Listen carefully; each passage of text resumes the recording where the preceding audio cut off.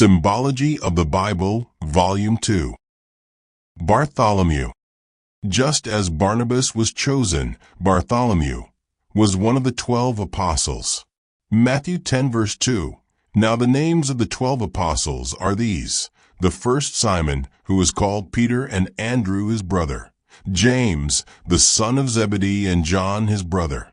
3. Philip and Bartholomew, Thomas and Matthew, the publican, James, the son of Alphaeus, and Lebbaeus, whose surname was Thaddeus. 4. Simon the Canaanite, and Judas Iscariot, who also betrayed him. 5. These 12 Jesus sent forth, and commanded them, saying, Go not into the way of the Gentiles, and into any city of the Samaritans enter ye not.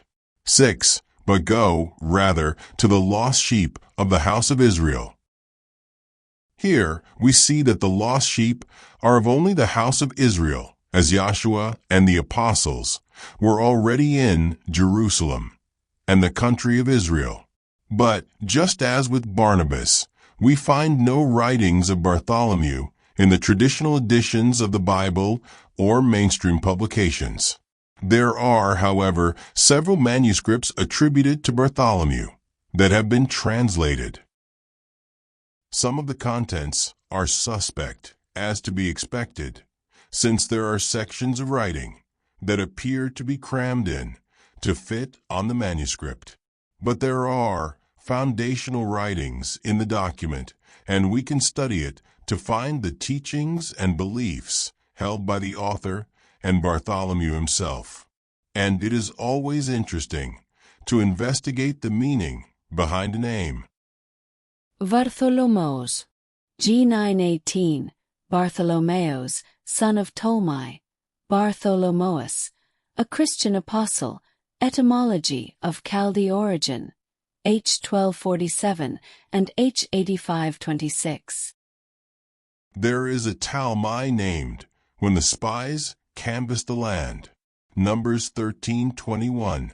So they went up and searched the land from the wilderness of Zin unto Rehob, as men come to Hamath. 22.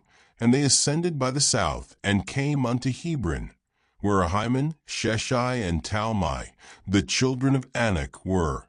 Now Hebron was built 7 years before Zoan in Egypt. We are back to the verse with the parenthetical passage we visited before. Join to my power.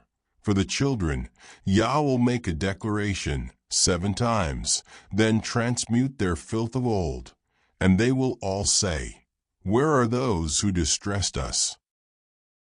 Anak was the progenitor of the Anakim, descendants of the Nephilim, the fallen angels. And this was their fate.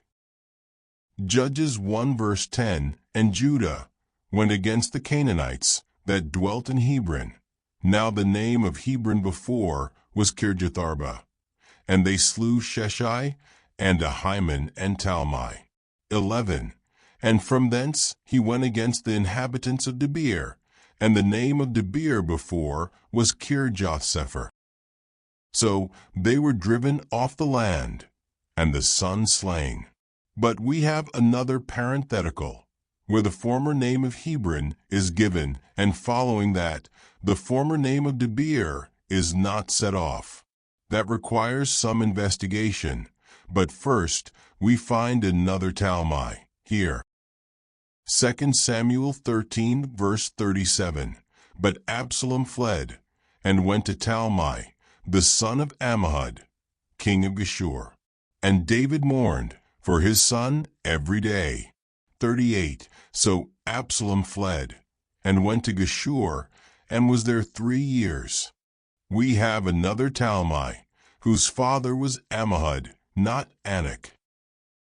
There are a couple of observations. This is an example of 2 versions which can be confused with each other, and the message to join Yahovah's army instead of the enemies applies even to those fallen ones if they accept the offer.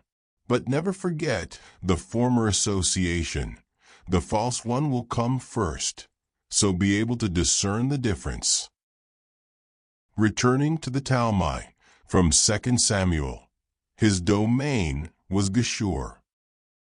H 1650. Geshur. Bridge. Geshur, a district of Syria. Etymology. From an unused root, meaning to join. This Talmai was king of a district known as a bridge, an area that provided a joining. Let us look at his name. Telmi. Talmai. Talmai. From H 8525. Ridged. Talmai, the name of a Canaanite and Assyrian. Talmai. We have ridged and bridge associated with this one. The name is a compound of tal, mind e. There are various ways to break it down to the roots, in addition to the 3 syllables, such as talma and e, or tal and mehi. The latter breakdown, conforming to the Strongs, is Tel. Tel, a mound. Etymology. By contraction from H 8524.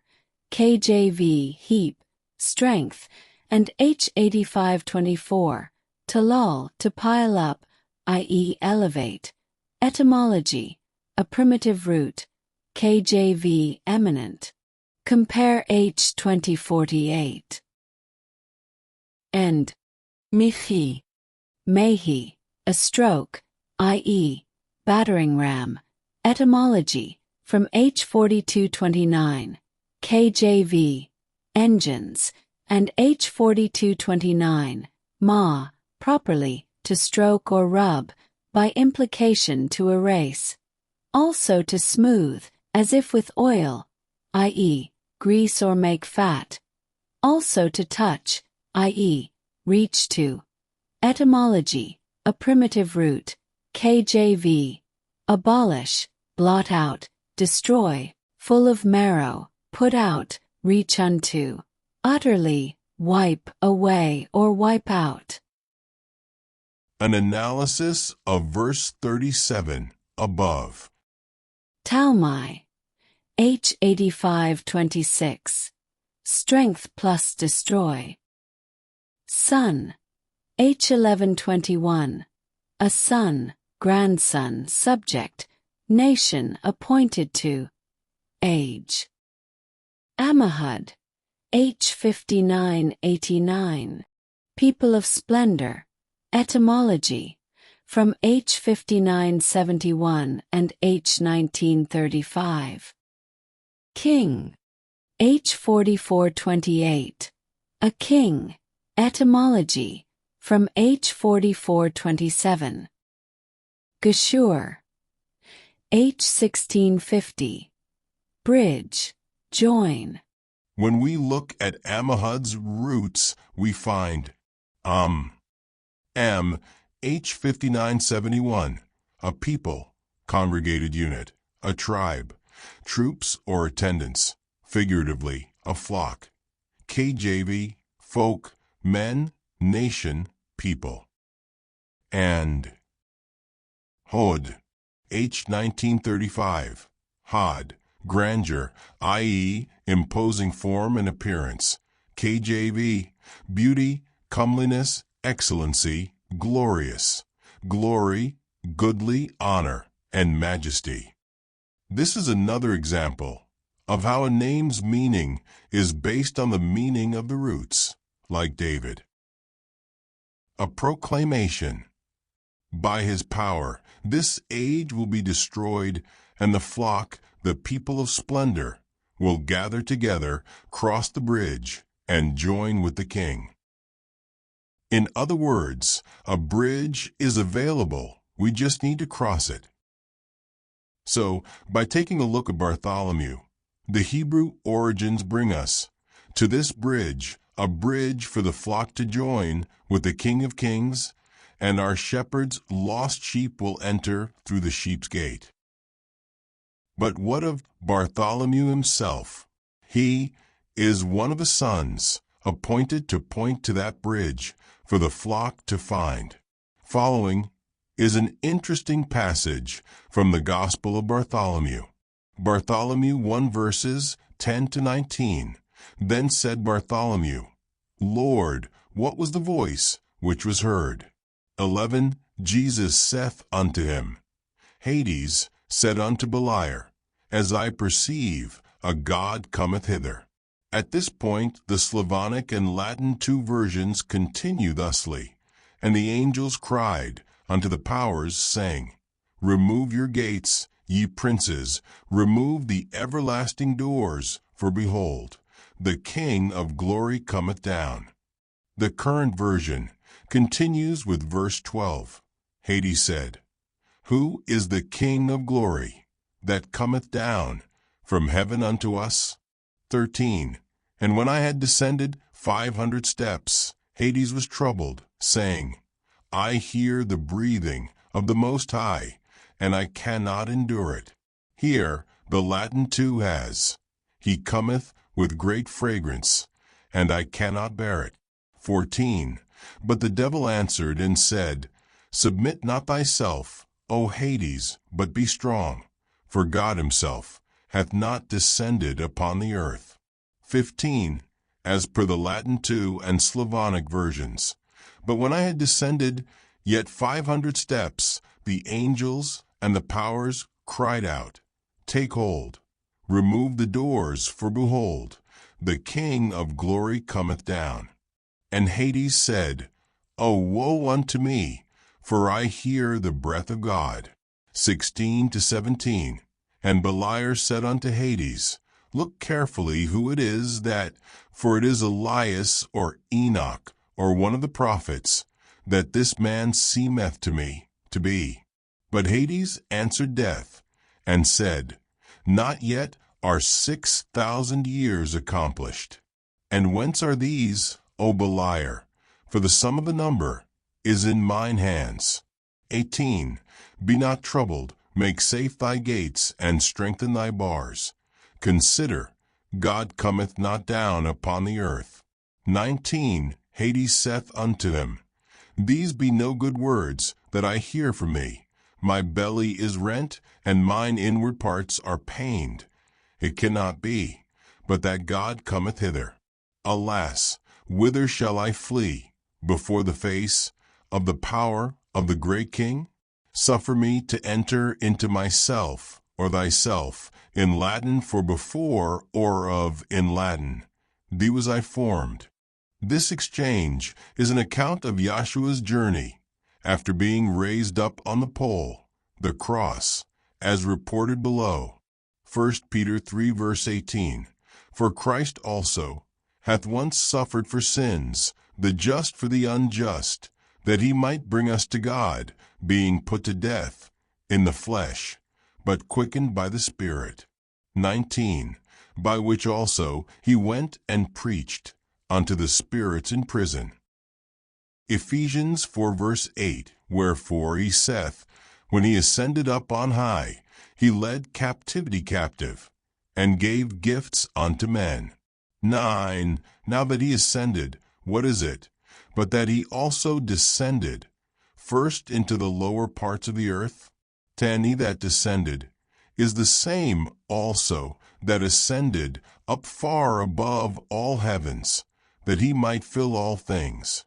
The Apostolic Creed and other church writings agree that the above verses, in addition to others, means that Yahshua descended not only to the earth from the parent dimension, but also descended even further, during the days in the tomb, going to Hades, the underworld, to preach to those in everlasting chains in the pit. However, there are at least two more observations. 1. Hades believes the one coming is God, but the devil keeps assuring him that it is not. And 2. There is a period of 6,000 years mentioned.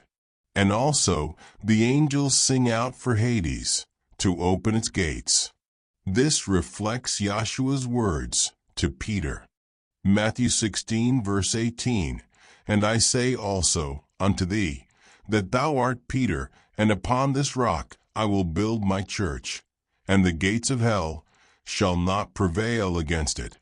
The Greek translated as hell is actually Hades, the domain of Hades, the Greek god of the underworld.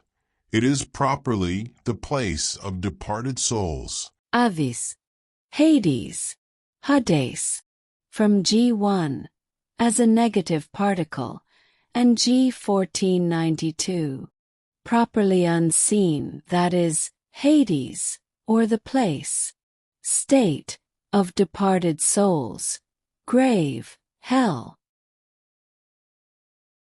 We see the Greek influence with this and a god rather than God. It is either Yahweh or it is not, but with the background of the Greek pantheon of gods, they used a god. Furthermore, the use of hell by the KJV translators is an error. Hell as a place does not exist. The fire and brimstone are symbolic of the destruction of the soul, the blotting out into non-existence. That is the state which can be referred to as hell.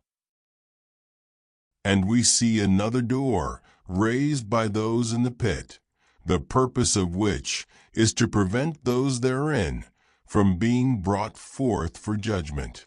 But it will not prevail against the battering ram of Yah. In the passage from Bartholomew, above, we see that duality of Yahweh and Yahshua. This reinforces that nature of Yahweh and Yahshua, but another important piece of information is the 6,000 years. Biblical scholars place the setting of Genesis around 4500 BC. If we use a plus or minus error of 500 years, 6,000 years would bring us to 1000 AD or 2000 AD. This fits in with the time frame proposed previously. 1000 years is a Lord's Day, so the third day after the redemption price was paid puts us into the 2000 to 3000 AD time frame. Still another observation is that the devil keeps reassuring that it is not Yahweh coming, but probably one of the prophets. Yahshua is the prophet, and this dialogue sounds like the end of the age. That devil will be here and deceive many into believing that he is Yahweh.